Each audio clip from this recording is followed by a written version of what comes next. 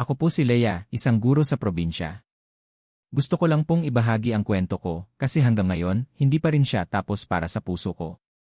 Noong college ako, simple lang naman ang pangarap ko, makatapos ng pag-aaral, makahanap ng matinong trabaho, at makapagbigay ng magandang buhay para sa pamilya ko. Pero minsan, hindi mo inaasahan, may isang taong darating na babago sa lahat ng plano mo. Freshman year ko noon nang una ko siyang makita. Kakatapos lang ng klase ko at nagmamadali akong lumabas para hindi ako malate sa susunod. Doon ko siya unang nakabangga. Yes, literal na nabangga ko siya kasi may bitbit akong maraming libro. Sorry. Ang dami ko kasing dala, sabi ko habang nagkukumahog pulutin ang mga nahulog na papel. Ngumiti siya, yung tipong ngiti na parang nakakahawa. Okay lang. Ako na, tulungan na kita. Doon ko siya unang nakilala, si Aris. Engineering student siya, mataas, moreno, at may ngiting hindi mo basta-basta makakalimutan. Nagtulungan kami mag-ayos ng gamit ko at doon na nagsimula ang lahat. Simula noon, palagi na kaming nagkakasalubong, hanggang sa naging magkaibigan at eventually, naging higit pa roon. Hindi naging madali para sa akin na mahalin siya. Kasi alam kong magkaiba kami ng mundo, siya, masayahin, maraming kaibigan, ako, tahimik at laging nasa library. Pero alam mo yung feeling na kahit hindi mo hinahanap, kusa siyang lumalapit. Ganun si Aris. Lagi niya akong sinusundo pagkatapos ng klase, kahit hindi kami pareho ng schedule. Lagi niya akong inaabutan ng paborito kong tsokolate kapag alam niyang pagod ako. Hanggang sa isang gabi, habang naglalakad kami pauwi galing library, bigla siyang huminto at tinitigan ako. Leia, pwede ba kitang ligawan? Hindi ko alam kung anong sasabihin ko. Pero ang puso ko parang sumigaw ng yes kahit wala pa akong sinasabi. At mula noon, naging opisyal na kaming magkasintahan. Ang saya namin noon. Kahit wala kaming masyadong pera, simple lang pero buo. Magkasama kaming nangangarap na makapagtapos, makahanap ng trabaho, at sabay na abutin ang mga pangarap namin. Pero sabi nga nila, hindi lahat ng pangako natutupad sa tamang oras. Pagka-graduate namin, nagbago ang lahat. Kailangan kong bumalik sa probinsya para magturo, at siya naman, nakakuha ng trabaho sa Maynila bilang engineer. Sinabi namin sa isa't isa na kakayanin namin ang LDR. Ang sabi niya, Leia, hihintayin mo ako ha? Babalikan kita. Aayusin ko lahat para sa future natin. At naniwala ako. Kasi mahal ko siya. Pero habang tumatagal, nagiging bihira ang tawag niya. Nagiging maikli ang mga text. Hanggang sa dumating yung araw na halos wala na akong naririnig mula sa kanya. Isang gabi, habang nag-iisa ako sa kwarto, bigla akong tinag ng isang kaibigan sa Facebook. May picture doon, si Aris nakatoga, yes pero hindi graduation. Kasal. Kasal niya. Parang gumuho lahat ng mundo ko nung gabing iyon. Hindi ako makahinga. Hindi ako makapaniwala. Ang taong nangako na babalikan ako iba ang binalikan. Hindi ko na siya kinontak. Hindi ko na siya hinanap. Pero gabi-gabi, umiiyak ako. Hindi ko maintindihan bakit ako iniwan ng ganun, bakit kailangan niyang mangako kung hindi rin pala niya tutuparin. Akala ko tapos na ang lahat. Akala ko wala na siyang lugar sa puso ko. Pero 2 taon ang lumipas, isang araw, bigla na lang siyang tumawag. Leia, pwede ba tayong magkita? Hindi ko alam kung bakit pumayag ako. Siguro kasi, kahit nasaktan niya ako, siya pa rin yung taong minahal ko ng totoo. Nagkita kami sa isang maliit na cafe sa bayan. Pagpasok ko, nakita ko siya, hindi na siya yung dating masayahing Aris na nakilala ko. May lungkot sa mga mata niya. Leia, sorry. Hindi ako nakapagpaliwanag noon. Pero ngayon pwede ba? At doon niya ikinuwento ang lahat na napilitan siyang pakasalan ang babaeng iyon kasi buntis daw. Pero hindi naging maayos ang lahat. Iniwan din siya. Ngayon, mag-isa siyang nagpapalaki ng anak. Leia, hindi ako humihingi ng kapatawaran para bumalik ka sa akin. Pero sana mapatawad mo ako. Hindi ko alam ang isasagot ko. Kasi habang nakatingin ako sa kanya, yung galit ko parang nawala. Napalitan ng awa at ng pag-ibig na hindi pala nawala kahit kailan. Hanggang ngayon, nag-uusap kami ulit. Hindi pa ako sigurado kung kaya ko siyang mahalin gaya ng dati. Pero isang bagay ang sigurado ako, hindi madaling kalimutan ang taong minahal mo ng ganito katindi. Kaya ngayon, ang tanong ko lang hanggang kailan ko siya hihintayin. Worth it pa ba? O oras na para palayain ko na ang puso ko. Pagkatapos ng gabi na nagkita kami sa cafe, umuwi akong magulo ang isip. Habang nakaupo ako sa jeep, iniisip ko yung sinabi niya na iniwan din siya ng babaeng pinakasalan niya. Na ngayon, mag-isa siyang nagpapalaki ng isang batang babae, si Gemaline. Sabi ko sa sarili ko, Leia, bakit mo pa siya pinapakinggan? Hindi ba't iniwan ka na niya? Hindi ba't sinaktan ka niya ng sobra? Pero habang iniisip ko yon, hindi ko maiwasang maalala yung mga mata niya. Yung lungkot doon na parang sumisigaw ng pangungulila. Kinabukasan, nag-text siya. Leia, salamat kagabi. Salamat at pinakinggan mo ako kahit wala akong karapatan.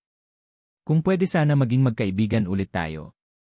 Napangiti ako ng kaunti kahit ayokong umamin sa sarili ko.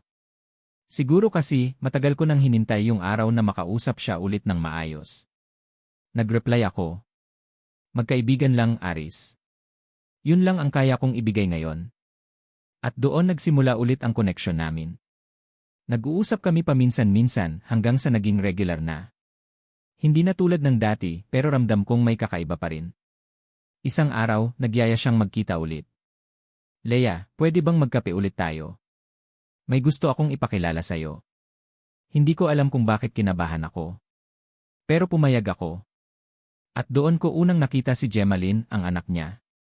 4 na taong gulang, maputi, maikli ang buhok, at may ngiti na parang kopyang-kopya ng ngiti ni Aris. Hi, Tita Leia, masiglang bati ng bata. Hindi ko alam ang mararamdaman ko. Masaya ako kasi ang bait ng bata, pero may kurot sa puso ko. Kasi ito yung realidad, hindi na kami yung dating Leia at Aris na may pangarap na sabay abutin. Iba na ang mundo niya. Pero habang pinagmamasdan ko si Aris na inaalagaan si Gemaline, may naramdaman akong respeto. Hindi siya tumakas sa responsibilidad. At sa kabila ng lahat, nakita ko ulit yung lalaking minahal ko noon. Lumipas ang mga buwan. Mas naging madalas ang pagkikita namin, minsan kasama si Gemaline, minsan kaming dalawa lang. Hanggang sa isang gabi, pagkatapos namin kumain sa isang maliit na karinderya, bigla siyang nagsalita. Leia, pwede bang bigyan mo ulit ako ng chance? Napatingin ako sa kanya. Kita ko sa mga mata niya na totoo yung sinasabi niya. Pero sa puso ko, ang daming tanong. Aris, paano kung masaktan mo na naman ako? Paano kung iwan mo ulit ako? Hinawakan niya ang kamay ko. Hindi ko hahayaang mangyari yon. Hindi ko kayang mawala ka ulit, Leia. Hindi ko kayang hindi subukan ulit kahit alam kong hindi ako karapat-dapat. Hindi ako nakasagot. Kasi sa totoo lang, hindi ko alam kung kaya ko pang sumugal. Isang linggo matapos ang gabing iyon, may isang babaeng biglang nag-chat sa akin sa Facebook. Hi, ikaw ba si Leia? Ako yung dating asawa ni Aris. Para akong nabuhusan ng malamig na tubig. Hindi ko alam kung re-replyan ko siya, pero nag-reply ako. Bakit mo ako kinakausap? Gusto ko lang sabihin sa'yo na huwag kang maniwala sa lahat ng sinasabi niya. Iniwan ko siya kasi hindi ko na kaya yung ugali niya. Huwag mong isipin na mahal ka niya ng totoo. Nanginginig ang kamay ko habang binabasa ko yon. Lahat ng tiwalang unti-unti kong binibigay kay Aris parang nawasak ulit. Kinagabihan, nagkita kami ni Risa. Totoo ba to, Aris? Sinabi ng ex mo na hindi ka raw totoo sa akin. Leia, huwag kang makinig sa kanya. Gusto lang niyang sirain yung buhay ko ulit. Yes, nagkamali ako noon. Pero lahat ng sinasabi ko sa'yo ngayon, totoo. Gusto kong maniwala. Pero takot na takot akong masaktan ulit. Ngayon, nandito ako sa puntong hindi ko alam kung susugal pa ako o hindi. Mahal ko pa rin siya, aminado ako doon. Pero kaya ko pa bang ibigay ang puso ko sa taong minsan na niya itong winasak? Isang gabi, bigla siyang pumunta sa bahay namin. Hawak niya si Gemaline at kita ko sa mukha niya na parang galing siya sa isang malaking problema. Leia, pwede ba tayong mag-usap? Pinaakyat ko siya sa terrace para hindi marinig ng nanay ko. Doon niya ikinuwento ang lahat. Leia, alis na kami ni Gemaline papuntang Maynila. May offer kasi akong trabaho roon, mas malaki. Alam kong hindi ako dapat humingi nito pero Leia, gusto kitang isama. Hindi bilang kaibigan lang, kundi bilang partner. Bilang pamilya. Para akong natulala. Hindi ako nakapagsalita. Kasi sa totoo lang, matagal ko nang pinapangarap na marinig ulit yon mula sa kanya, yung pangarap namin noon. Pero ngayon, iba na ang sitwasyon. Aris, alam mo bang napakahirap nito para sakin, sabi ko habang nanginilid ang luha ko. Alam ko, Leia. Alam kong nasaktan kita. At hanggang ngayon, hindi ko mapatawad ang sarili ko sa ginawa ko. Pero kung pagbibigyan mo ako ngayon, ipapangako ko, hindi na kita sasaktan ulit.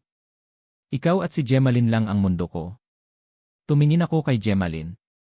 Nakatitig lang siya sa akin, hawak ang maliit na laruan sa kamay niya. Parang walang kamalay-malay sa bigat ng sitwasyong ito. Leia, ayokong pilitin ka. Pero sana, bigyan mo ako ng pagkakataon. Kahit isa lang. Hindi ako sumagot. Sabi ko sa kanya, bigyan mo ako ng oras. Kinabukasan, may dumating na hindi ko inaasahan. Yung dating asawa ni Aris, si Sandra. Leia, alam kong nagkikita kayo ni Aris.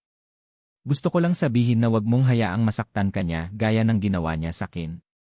Hindi mo siya kilala gaya ng pagkakakilala ko. Hindi ako sumagot agad. Gusto kong magalit, gusto kong ipagtanggol si Aris. Pero may parte sa akin na natatakot na baka totoo yung sinasabi niya. Bakit mo to sinasabi sa akin? Ayaw mo na ba sa kanya? Leia, hindi ko na siya mahal. Pero ayokong may isa pang babae na masaktan dahil sa kanya. Umalis siya na mas iniwan akong magulo ang isip. Sino ba ang paniniwalaan ko? Ang puso ko o ang babaeng minsang minahal din ng lalaking mahal ko? Dumating ang araw na kailangan ko ng magdesisyon. Tumawag si Aris. Leia, alis na kami bukas. Kung gusto mong sumama, sunduin kita. Buong gabi akong nag-isip. Iniisip ko lahat, yung sakit, yung saya, yung pangarap na minsan naming binuo. Hanggang sa dumating ang alas 6 ng umaga. May kumakatok sa pintuan. Pagbukas ko, nandoon siya. Si Aris, bitbit si Gemaline, at may dalang maliit na bulaklak. Leia, handa ka na ba? Naiyak ako. Hindi ko alam kung dahil sa tuwa o sa takot. Aris, pasensya ka na. Mahal kita pero hindi ako handa. Hindi pa ngayon. Kita ko kung paano siya napahinto. Kita ko yung lungkot sa mata niya. Pero umiti siya, yes, umiti siya kahit halatang nasasaktan. Leia, naiintindihan ko. Pero tandaan mo to, kahit saan ako mapunta, ikaw at si Gemaline ang laman ng puso ko. Hinalikan niya ako sa noo, pagkatapos, tumalikod siya at sumakay sa jeep papuntang terminal. Pinanood ko siyang papalayo habang hawak ko ang bulaklak na iniwan niya. At habang nakatingin ako sa langit, naisip ko, kung tayo talaga, babalik siya. Kung hindi sana maging masaya siya kahit wala ako. 6 na buwan na ang lumipas. Wala pa rin akong balita kay Aris. Hanggang isang araw, may natanggap akong sulat sa school. Galing sa Maynila. Binuksan ko at nandoon yung sulat niya. Leia, hindi ako sumuko sa pangarap ko para sa atin. Kapag handa ka na, hihintayin kita. Hanggang kailan?